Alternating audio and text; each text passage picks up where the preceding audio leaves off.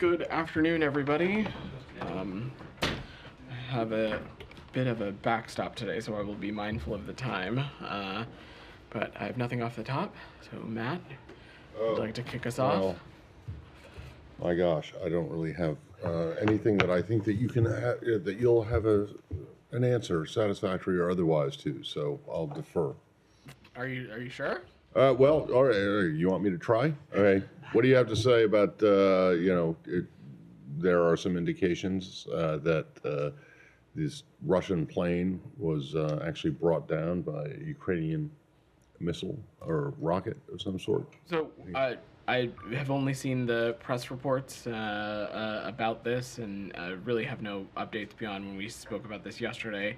We're continuing to work closely with our counterparts in the Ukrainian government to discern facts. Our understanding is that President Zelensky has called for an international investigation into the crash and into the status of the Ukrainian prisoners of war. The challenge, Matt, and you alluded to this a little bit yesterday, is that with this transpiring in Russia, it makes it incredibly difficult to verify what exactly happened.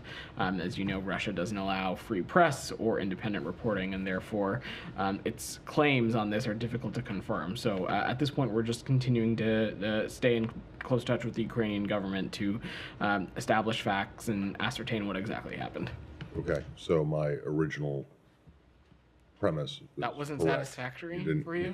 It felt very satisfactory. You didn't have an answer. Giving you an answer All to right. the question honestly. I'll let it go to others now. Simon.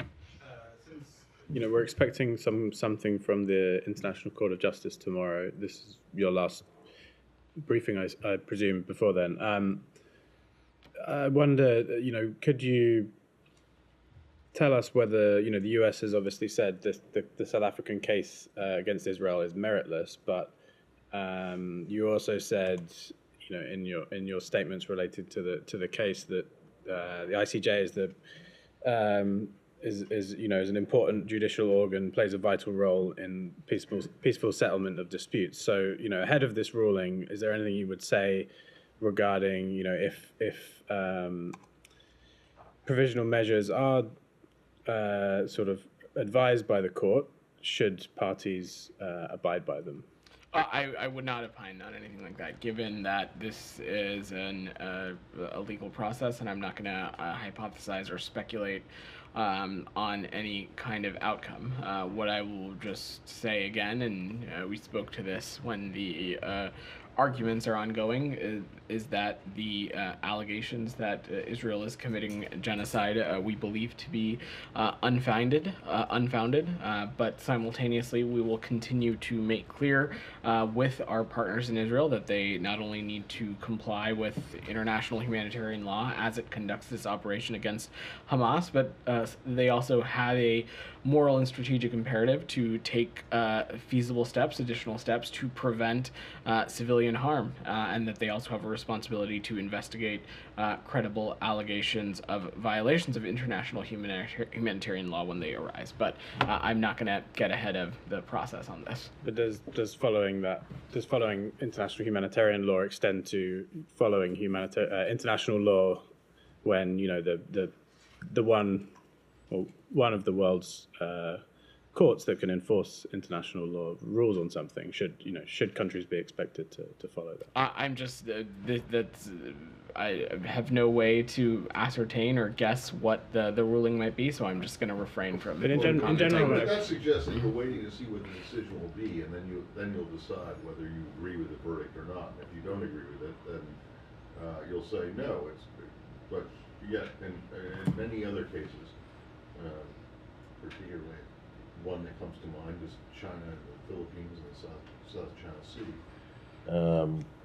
You have called for the Chinese to respect those decisions.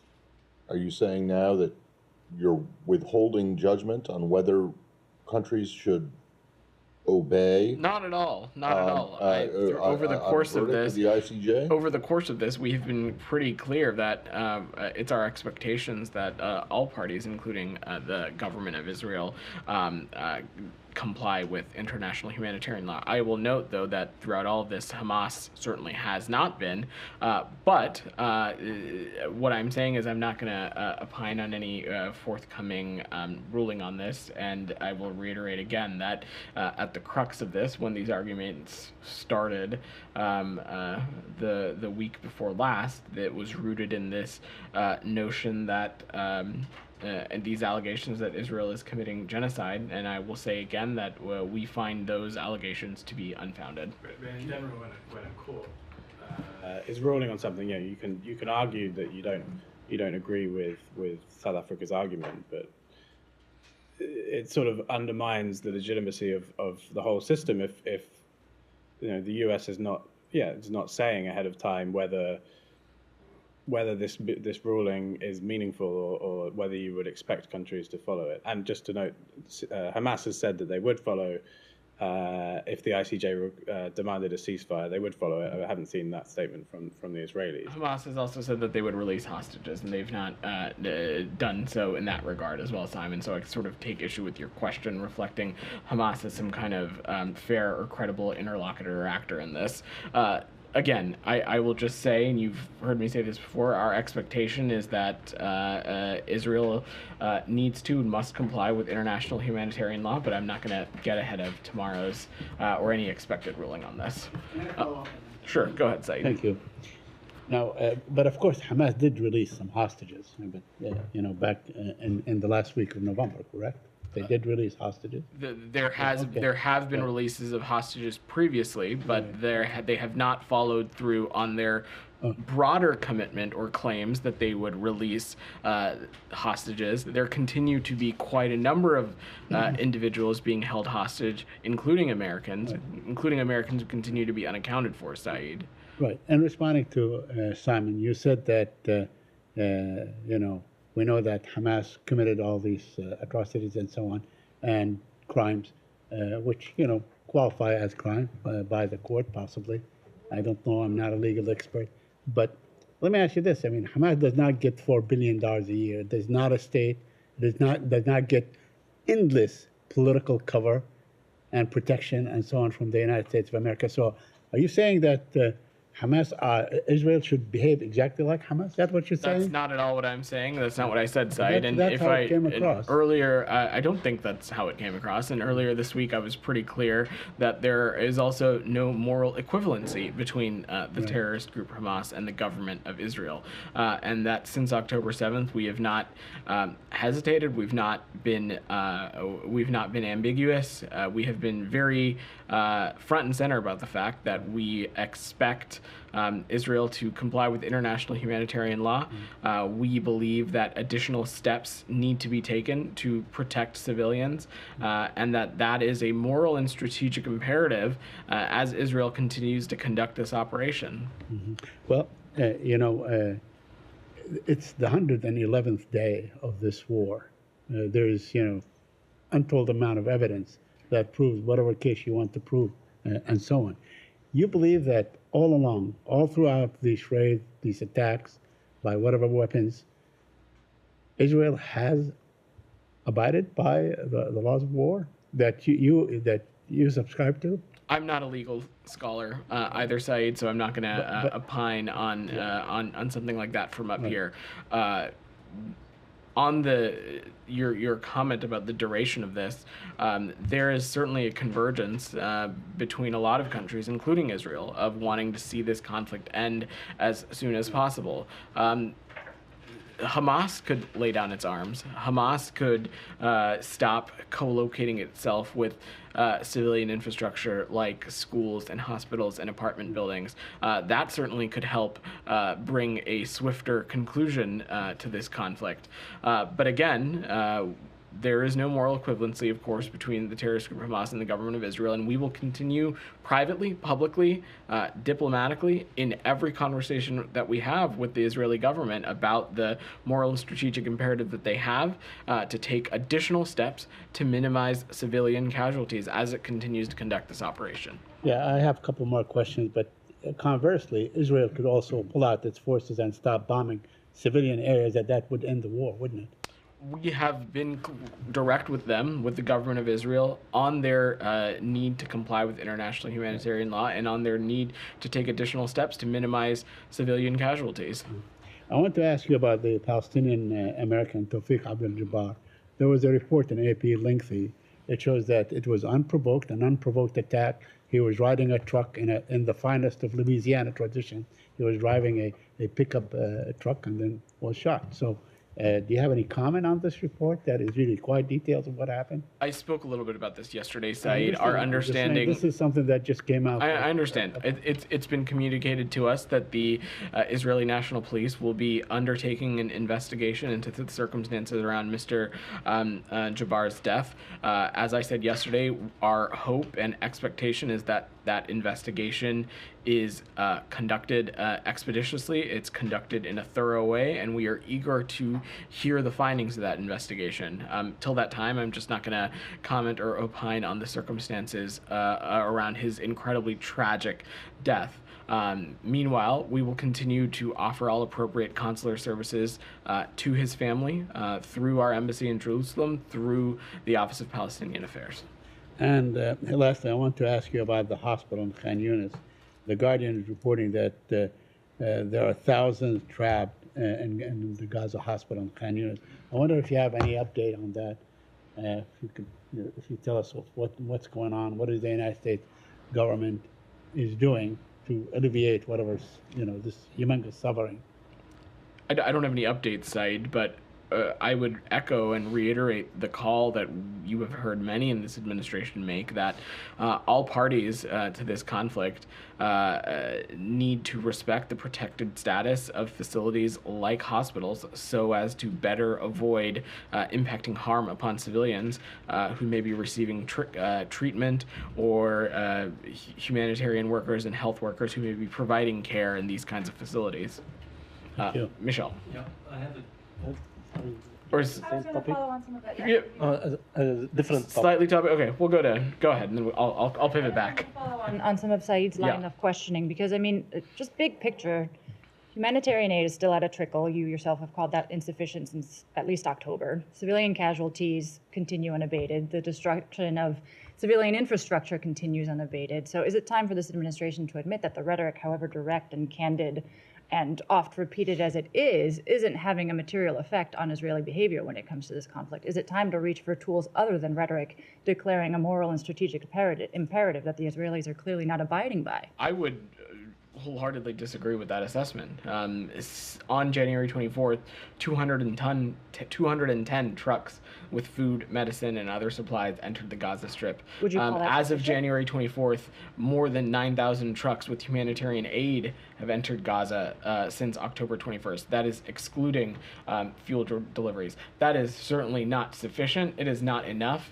The people of Gaza need more, but I feel very confident in saying that were it not for direct engagement from this Secretary of State, from this government, from this president, from this making the delivery of humanitarian aid a priority, that number would have been far less. And so there is a real direct, tangible impact and real life consequence to the work that we are doing, to the engagements that we are having in the region with the government of Israel and others to push these priorities forward.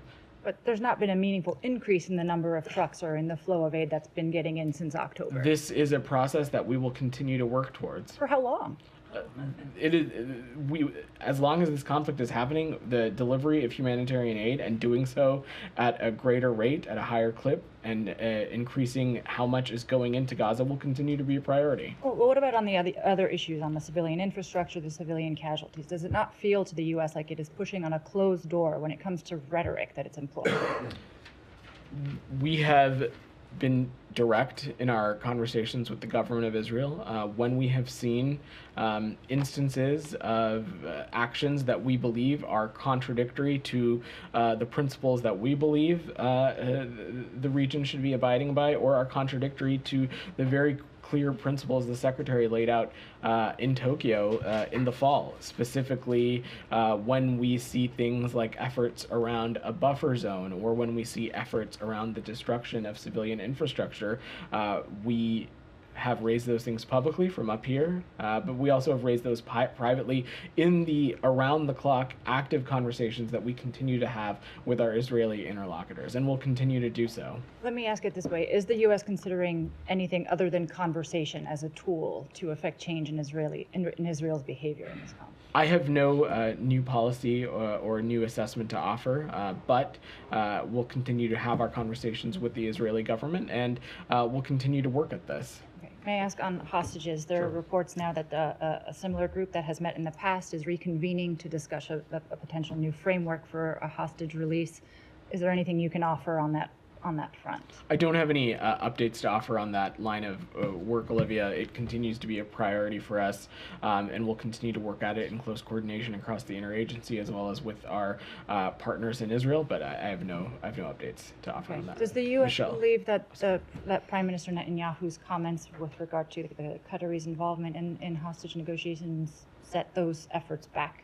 I don't have any assessment to offer on those comments or some of the audio that's been circulating. What I can just say, and I spoke a little bit about this yesterday, is that Qatar has been an integral, irreplaceable, key regional partner, not just as it relates to this current ongoing conflict, but other priorities that the United States has had in the region, and we'll look forward to continuing to deepen our partnership with them and work with them on a number of key issues. I have one on Iran, but glad. Okay, yeah, I'll come back to you. Anything else on this before? Yours is slightly off topic, right, Michelle? Yeah, I want to ask about Iraq. Okay, I'll come back to you. Ryan, you've had your hand up. Go ahead.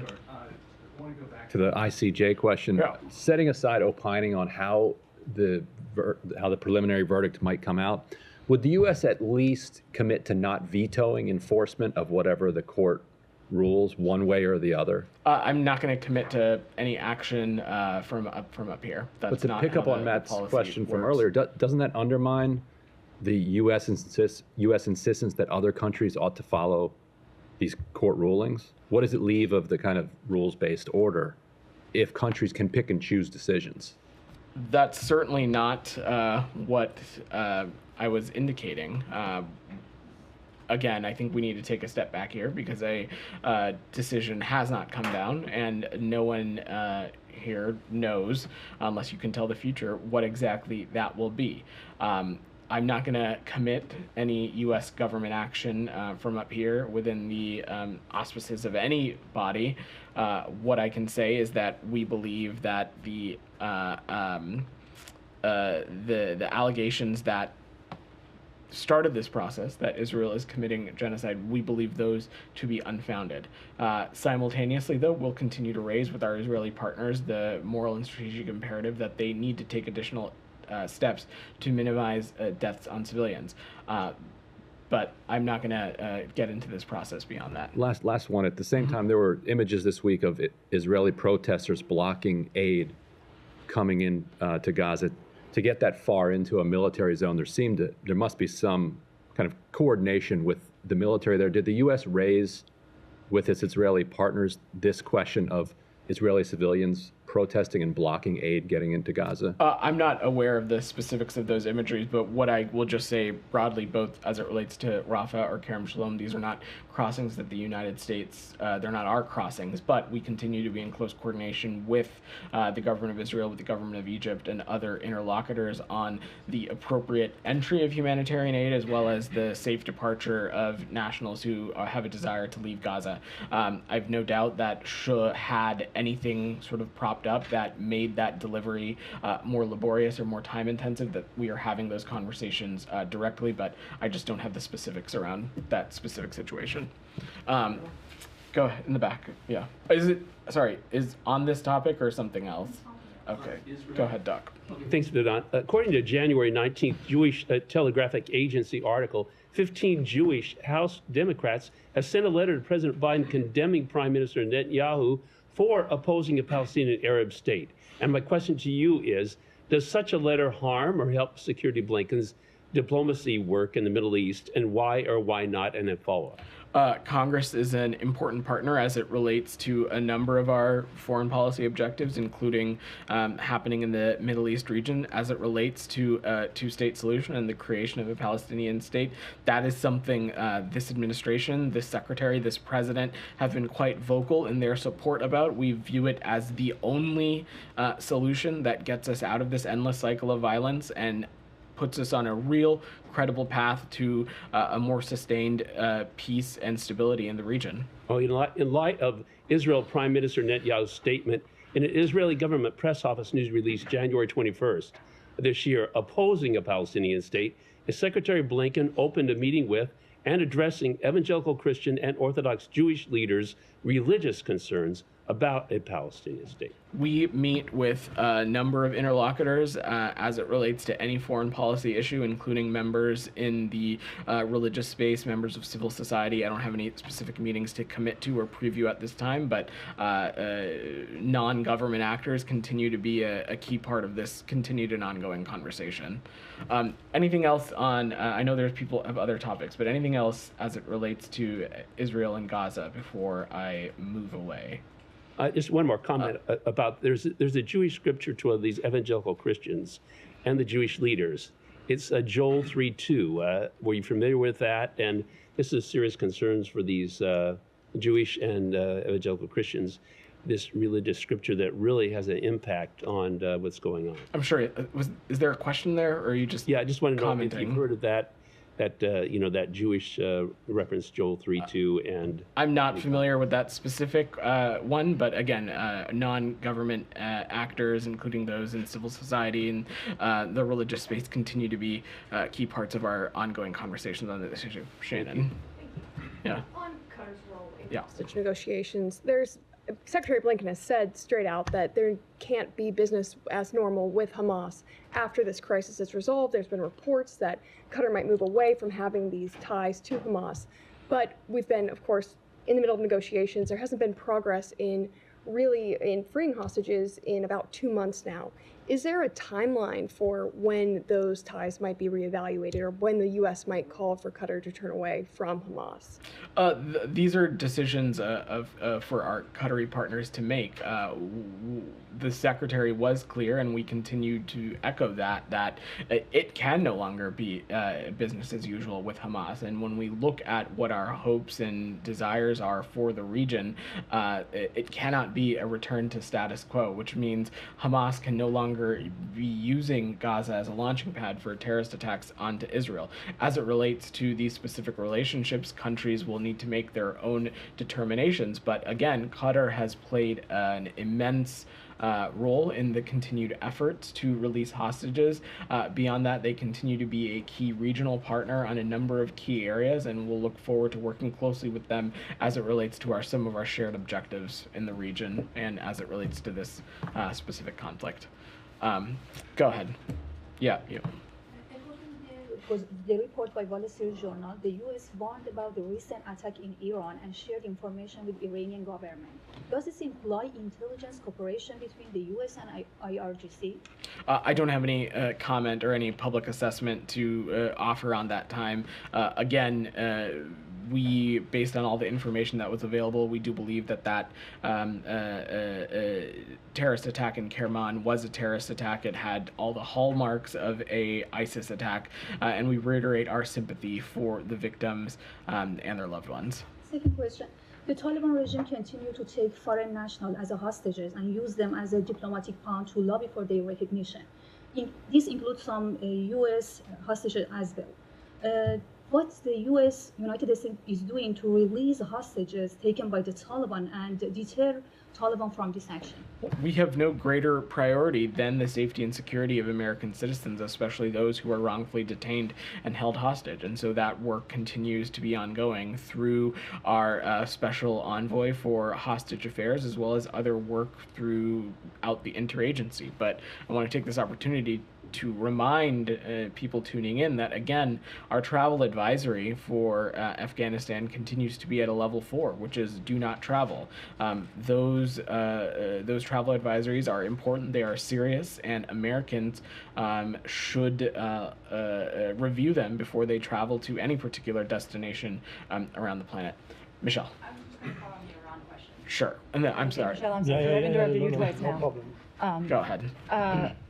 You're not confirming that that warning was in fact issued? I don't have any comment or public assessment to offer on some of the reporting that's been out there. I just, again, though, want to use the opportunity to reiterate the U.S. government's sympathy to the victims and their loved ones, and that this attack, as I said, has all the hallmarks of an ISIS attack. Okay, bit of an impasse. I mean, our understanding is that this was triggered by a sort of duty to warn policy. I was just curious whether there was any indication that there was also an effort to foster a diplomatic opening in a time with of heightened tension with Iran. I don't have anything to offer any other public assessment or comment off it. If yesterday, though, I spoke quite eloquently, I think, about our continued adversarial relationship with Iran and the number of issues that we continue to have as it relates to some of their undertakings, both on its own people, but also some of their malign and destabilizing activities in the region. So I would not interpret any kind of change in policy based on anything out there. Thank you. Michelle. I'm going to go to Michelle because I promise I'll get to you. Okay. Do you want? Is it okay, Michelle, if I go to? Okay. Everyone, Michelle is incredibly polite. That is how you all should act in when you're jumping all over one another. Yeah. Gita, go ahead. Thank you for that. Yeah. So we understand that the message to Iran was sent privately, quote unquote, privately. I have nothing to offer on this, Gita. Again, directly or via a third party? I have no public comments or assessments to share. I again will just reiterate our sympathies for the victims of this terrorist attack, and that, as always, we condemn these kinds of terrorist attacks that have direct impact on civilians and other unintended consequences. Michelle. Please, go ahead. On U.S. Military presence in Iraq, a senior U.S. official has said today that 7 years after our collective territorial defeat of ISIS in Iraq, we see a need to transition to a normal bilateral security cooperation relationship, unquote. How do you describe a normal security cooperation relationship? What are the qualifications of such relationship? Does it include U.S. military presence in Iraq? Certainly, Michelle. So to take a step back in case folks are not tracking what your question is about, the United States and the government of Iraq will start working group level meetings of the U.S.-Iraq Higher Military Commission in the coming days. This initiates a process the two sides committed to during the U.S.-Iraq Joint Security Cooperation Dialogue that we hosted here in Washington in August. And the commencement of this HMC process reflects the deep U.S. commitment to regional stability and Iraqi sovereignty.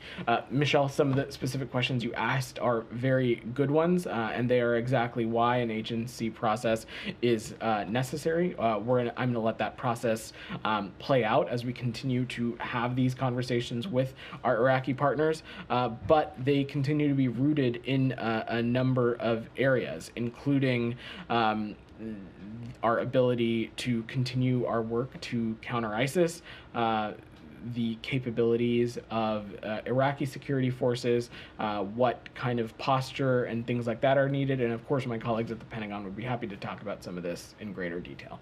And on Syria, is there any internal discussion regarding the future of the U.S. presence there, and is there a plan for a U.S. military withdrawal from there? The continued degradation of ISIS will continue to be a key priority for this administration, and of course the SDF continue to be a key partner in that line of effort. I have no new policy updates to announce. This will continue to be a commitment of ours. Goyle, go ahead. Thank you, sir. Yeah. Two quick questions. One is on U.S.-India relations, as always. Tomorrow, India will be celebrating the Republic Day of India, 73rd. And many of the parts have been taken from the U.S. Constitution into the Indian Constitution. although freedom, almost every freedom in India, your Indian constitution guarantees for every Indian citizen there. So any message from the secretary, and also where do we stand today as the India celebrates the constitution, freedom? Well, thanks for your question, Goyal. First, to take a step back, I would just note that would wish a happy Indian Republic Day to anybody tuning in. Look, I spoke a little bit about this yesterday. India is a country. It is a key strategic partner of the United States, and one that we look forward to closening our collaboration in a number of key areas on. And this was quite indicative during Prime Minister Modi's state visit here to the United States this past summer. So this is an area we'll continue to work on in close coordination with our Indian partners. And second, sir, if I may go, in recent days there was a tension between Pakistan and Iran. This was like a first time ever something like this, military or missile exchanges between the two countries. Where the U.S. stands, or what is the future of these two countries? Both are Islamic or same principles, and both have bloats in their countries. So Matt spoke a little bit about this a couple of weeks ago. We will let Pakistan speak to its own military operations. Broadly, though, we, of course, are concerned about escalating tensions in the region, particularly as Iran continues its destabilizing and provocative actions. And we'll continue to remain in close touch with Pakistani counterparts, and we'll continue to monitor the region closely.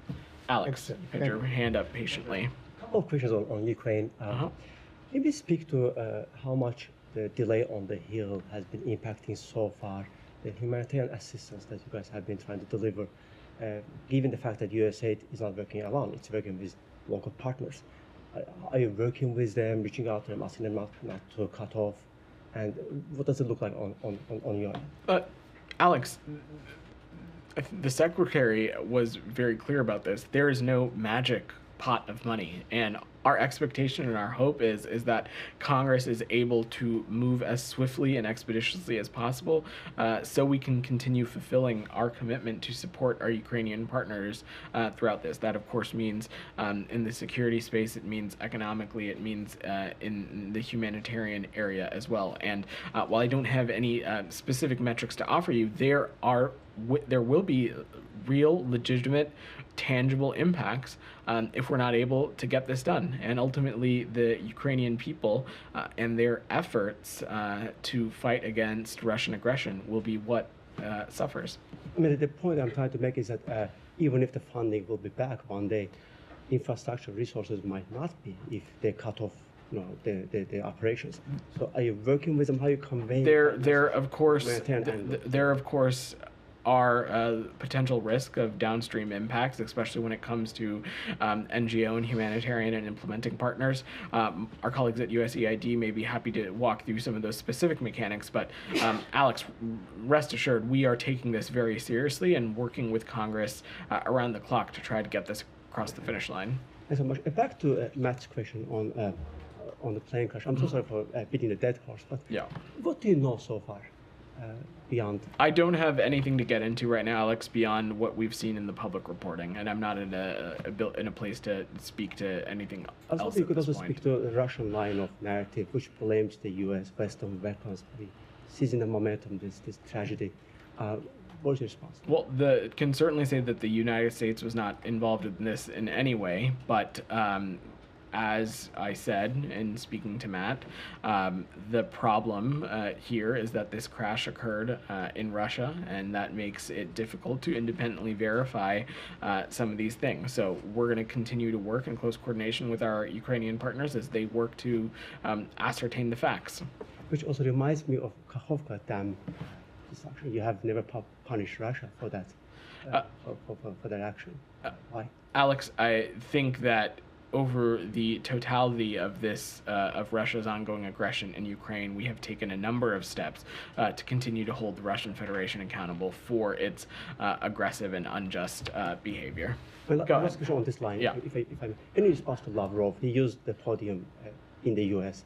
this week to blame the West to so-called staging Bucha.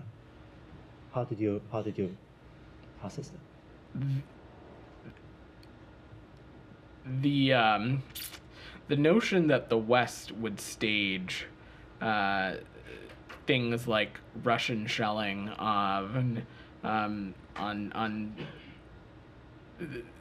the West would stage the sheer amount of civilian destruction that the Russian Federation has unleashed on Ukraine is just preposterous. No, go ahead. Good afternoon. Yeah. I'd like to turn your attention to Nigeria, if I could, please. Multiple religious freedom advocates are demanding Nigeria be designated a country of particular concern by the State Department. Right now, it's not on that list.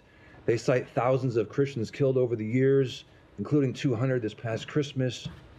Simple question, why is Nigeria not a country of particular concern according to the State Department? I don't have specifics on the report to get into in front of me right now, but again, I spoke to this a little bit yesterday. As it works in our assessment, our belief was that it had not exceeded a certain threshold, but I'm happy to check with the team if we've got additional metrics that we can offer you and how that conclusion was made. Does the state, if I may follow up just one question, does the State Department believe Christians are being persecuted in Nigeria? We are paying attention and assessing the religious freedom circumstances in countries around the world, including, of course, Nigeria, and that work will continue. Jalil. Thank you very much, Milan, for the question. Since last few months, I've heard you and Matt say several times that you want to see free, and you urge Pakistan to have, free elections and fair elections. But I have not heard you condemn a single thing. I mean, the election is less than 2 weeks away. Even today, one of the most well-respected politician, Javed Hashmi, was arrested.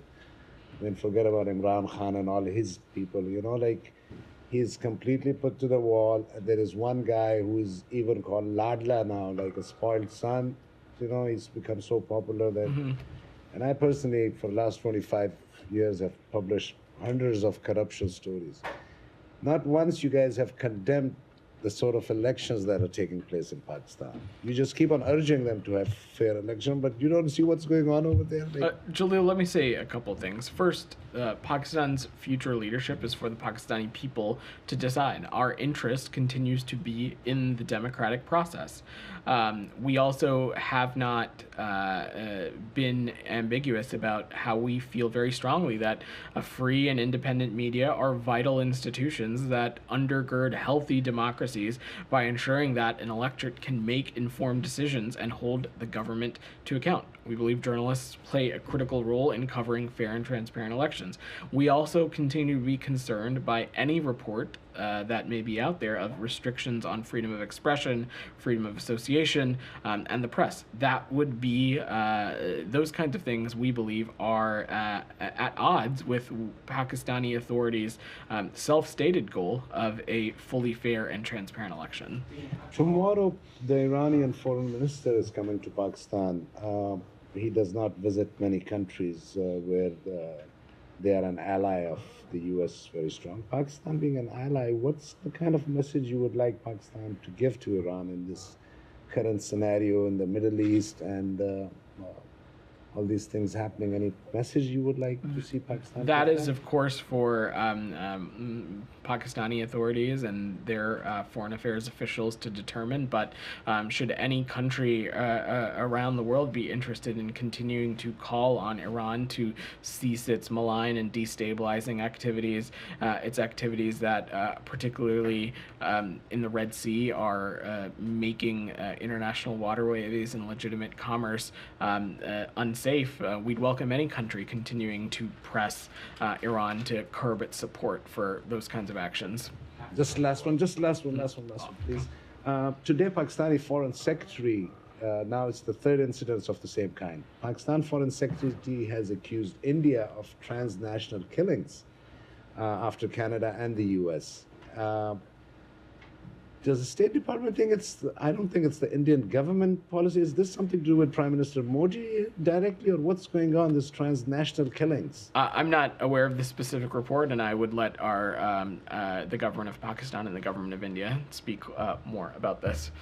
Ryan, you had your hand up. Yeah, go ahead. In September, the State Department announced that when it came to Bangladesh, quote, individuals undermining the democratic election process in Bangladesh would face sanctions and visa restrictions. To his point, you haven't made those same declarations when it comes to Pakistan. Why is there a difference in how the two countries are being treated? We don't believe there's a difference, Ryan.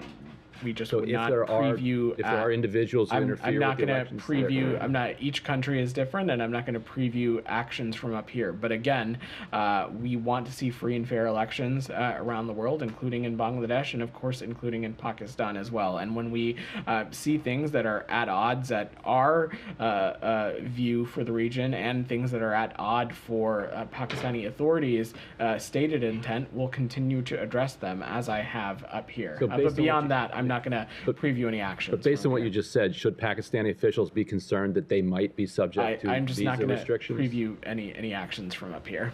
Go ahead. Thank you. Yeah. The administration has expressed support for the sale of F-35 jets to Greece, and we know that unlike the case of Turkey, the Congress is fully on board and wants to move quickly with that sale. Can you explain us why we have experienced such delay and why you have not yet sent the formal notification to Congress? I'm just not going to comment on sales that have not been formally notified through to Congress yet. Ksenia, go ahead. Thank you. You urged the government of Kosovo to revisit the decision to suspend Serbian dinner on February 1st. You said, I quote, "We are concerned that regulation adopted on December 27 will negatively impact the ethnic Serb community in Kosovo." What gives you confidence that Kosovo Prime Minister Albin Kurti will consider and take your position seriously? Can you repeat your question, Ksenia? I'm sorry. What gives you confidence that Kosovo Prime Minister Albin Kurti is going to take your position seriously? Well, we believe, Ksenia, that constructive engagement and sincere good faith efforts by both Kosovo and Serbia will bring lasting benefits for its citizens, including economic growth, and ensure long-term regional stability. And we want to see progress on implementation of past dialogue agreements. We also believe that this is in the best interest for all impacted parties. Gita, go ahead. Thank you. I don't know if you've seen this Bloomberg report that Iran is sending combat drones to the Sudan. Given the situation in that country, it's providing it to the Sudanese army, not the RSF. Is that a matter of concern to the U.S.? I've not seen that. I've not seen that report, Gita. But certainly, Iran trying to take its destabilizing actions to other parts of the world and trying to influence and get involved in other regional conflicts would, of course, be of great concern to us. But I've not seen that reporting. All right. Thanks, everybody. Oh, wait. I wanted to ask this yesterday, but I didn't because there were so many people waiting. I'm on. This is certainly a last and least question. Okay. What is it that prompted the U.S. Embassy in London to tweet about or to put out a statement about this tea controversy? You've never felt the need to tweet something fun, Matt? If you look through your social media, I've noticed a lot of Buffalo Bills content, a lot of Hippo content. So it seems like not for some time. Yeah. And in fact, the Bills content is now gone until next season. Yeah. But but no, I'm just curious that with all that's going on in the world, why did someone feel compelled to weigh in on something which is actually kind of factually inaccurate? Because is this a Boston Tea Party joke? U.S. has a long history of good one mixing salt water with British tea. There is never, of course, everyone can appreciate some lighthearted humor about your caffeinated beverage of choice. I personally have no opinion on whether people should put salt in their tea or not. To each their own, is what I say. Well, okay, but I'm just wondering why. So, is there an official State Department position? There is not an official State Department position, Matt, but as you know, many around the world look to social media as an avenue to engage with the American government, engage with the embassy, and I have no doubt that our colleagues at Mission London thought this was a unique opportunity to engage with the British public about something charming. Do they judge it a success? I think so. Yes? I think so. All right. Thanks, everybody. Thank you. Thank you.